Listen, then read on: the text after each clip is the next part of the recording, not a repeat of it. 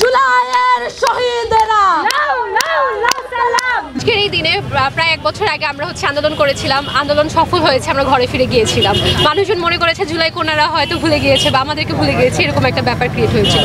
তো আজকে আবার আমাদেরকে মনে করা হয়েছে, আমরা সবাই এসেছি, এত রিক্সা র্যালির আয়োজন করা হচ্ছে।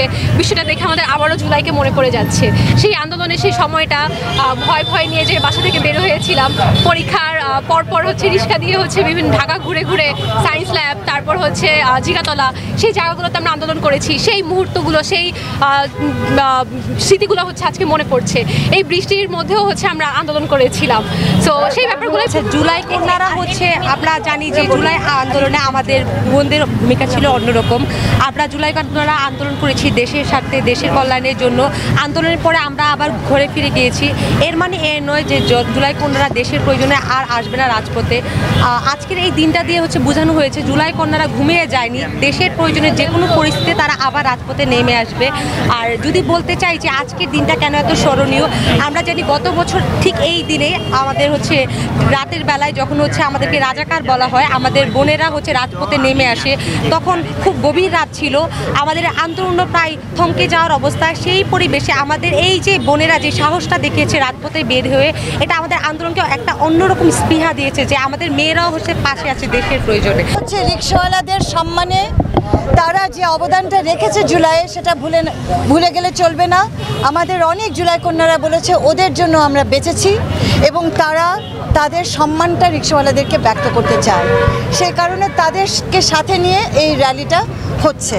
আর জুলাই কন্যাদের র্যালিটা আলাদাভাবে হচ্ছে এই কারণে যে আমরা জুলাই কন্যাদের কীর্তিটা ভুলে যেতে চাই না। 1 মাস ব্যাপী যেই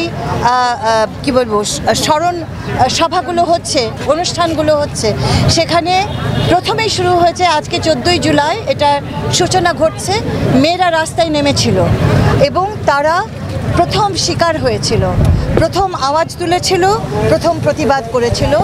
এই বাক্যটা যেন ইতিহাস থেকে কোনোদিন মুছে না যায়। অভ্যুত্থানে যে আমাদের যে মেয়েদের যে ভূমিকা ছিল, তো এটা আসলে নিঃসন্দেহে খুব ভালো একটা উদ্যোগ। এবং মেয়েরা যখন নেমে আসে, কারণ মেয়েরা শুধু যে ঘরের কাজেই পারদর্শী তা না, মেয়েরা এটা আসলে আমরা দেখতে পাই যে আসলে মেয়েরা পারে সমসাময়িক যে কোনো আন্দোলনে মেয়েদের অবদান। এটা আমরা সেই 1952 ভাষা আন্দোলন থেকে শুরু করে 71 থেকে শুরু করে আমরা যদি জুলাই আগস্ট করি, মেয়েদের অবদান ছিল অনেক বেশি। আমার শহর গ্রাম এবং দেশকে ভালোবাসবো,